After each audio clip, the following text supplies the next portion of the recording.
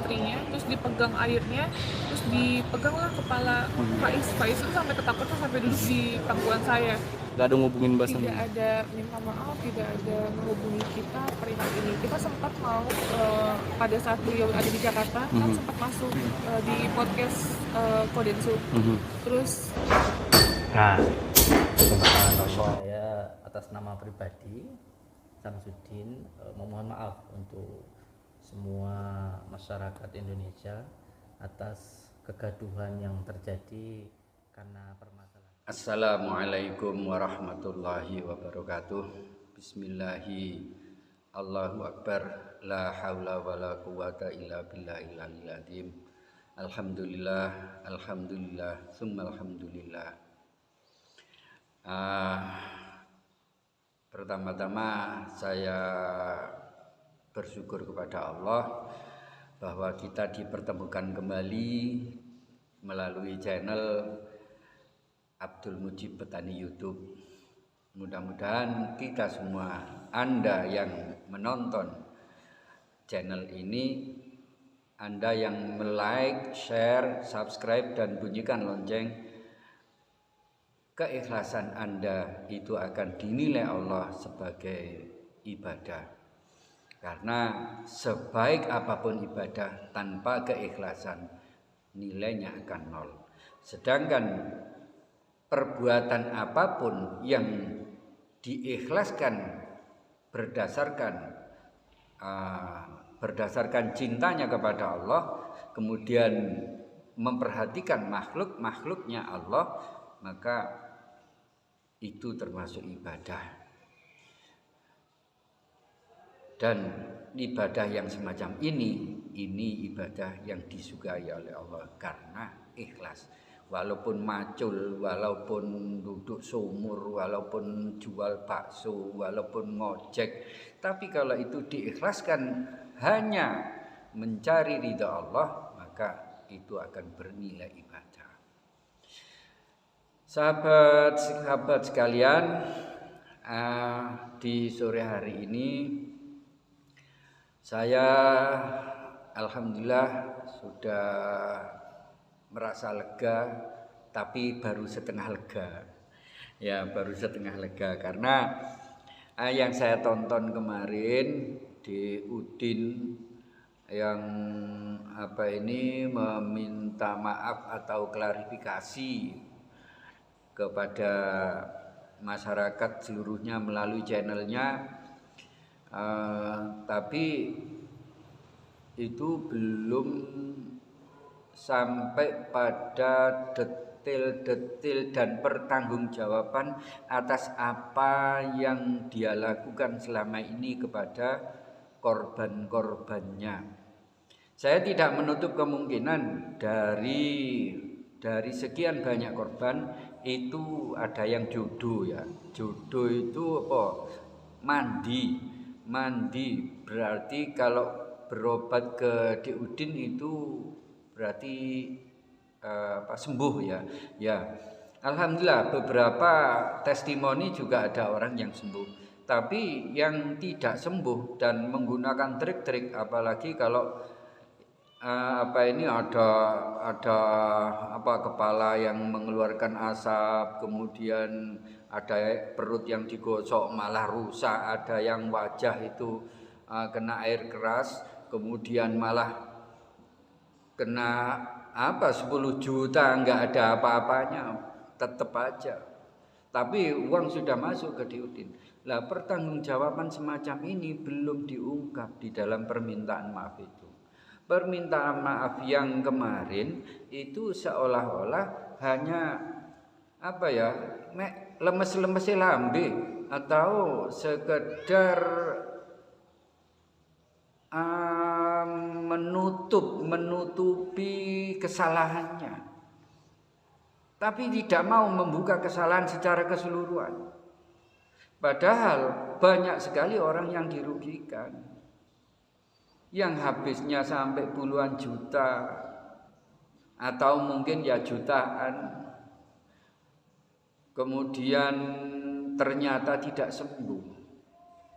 Nah ini Begini Diudin ya. Ya mohon maaf, saya ini bukan orang suci. Saya juga banyak kesalahan. Tapi setidaknya ayolah kita ini belajar jujur. Belajar jujur. Kalau tidak bisa jujur 100%, ya mungkin aja masih aku ya gak jujur-jujur temen. Tapi setidaknya janganlah merugikan orang lain.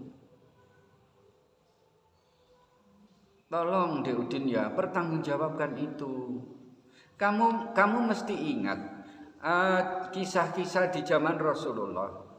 Orang-orang yang habis berzina, kemudian mengaku kepada Rasulullah, sampai Rasulullah itu sendiri nggak tega untuk menghukum.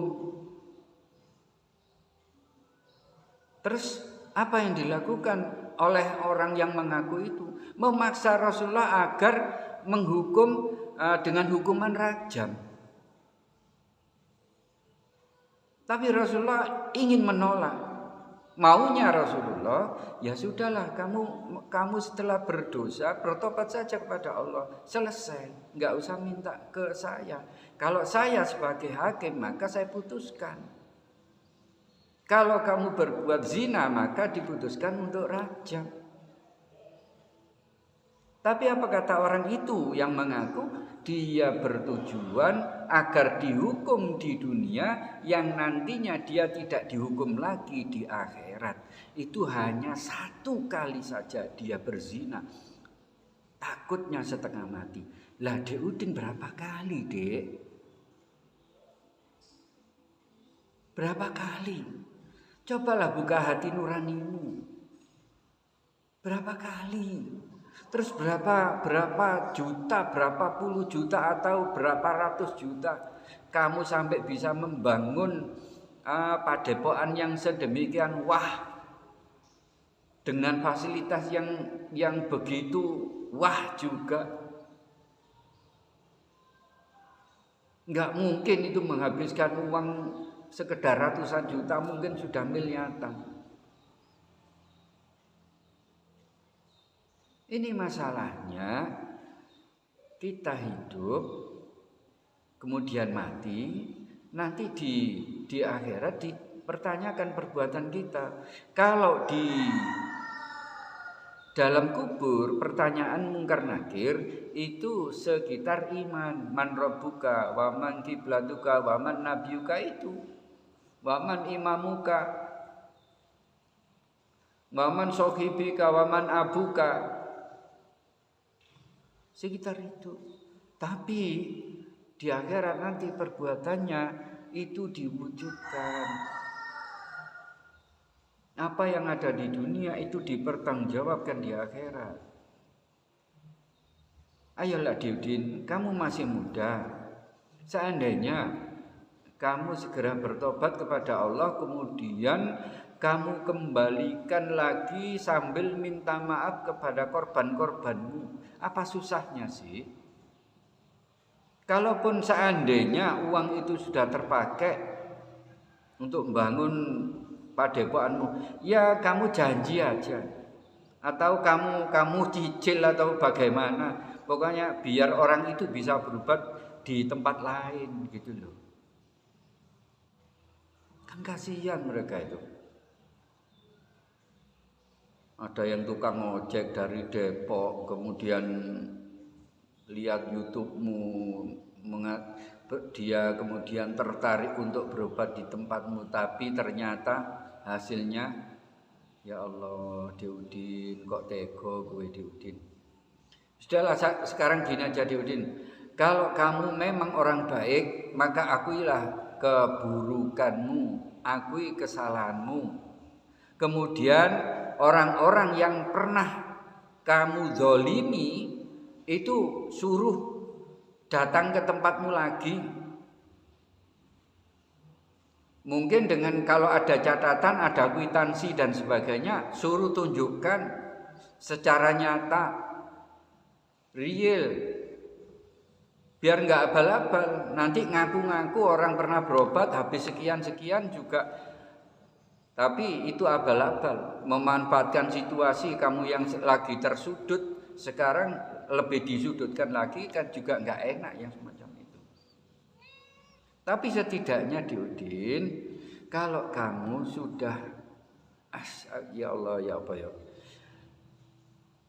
yang jelas kamu masih punya iman, kamu masih punya Tuhan, kamu punya Rasulullah.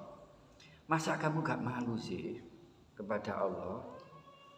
Masa kamu gak malu sih ketika nanti kamu ketemu ditanya dan kemudian di akhirat orang berbondong-bondong untuk menghujat kamu di hadapan Allah, bagaimana? Kan kamu akan menjadi orang yang muflis, orang yang rugi, orang yang bangkrut. Lebih baik kamu bangkrut di dunia ini, Dek, daripada kamu bangkrut di akhirat. Sudahlah, minta maaf itu dan jelaskan kesalahanmu, karena ini kesalahan hakul adam. Kalau kamu kesalah kepada Allah, kamu bertobat enak. Tapi kalau masalah hakul adam, kamu harus mengganti itu. Kamu gak cukup bertobat kemudian istighfar saja, tapi ganti kerugian-kerugian yang sudah kamu lakukan. Udahlah, Dek, kita nggak tahu umur kita itu kapan, sampai berapa umur kita, kurang berapa hari lagi, kurang berapa jam lagi, kurang berapa tahun lagi umur kita nggak pernah tahu. Tapi setidaknya mari kita mencari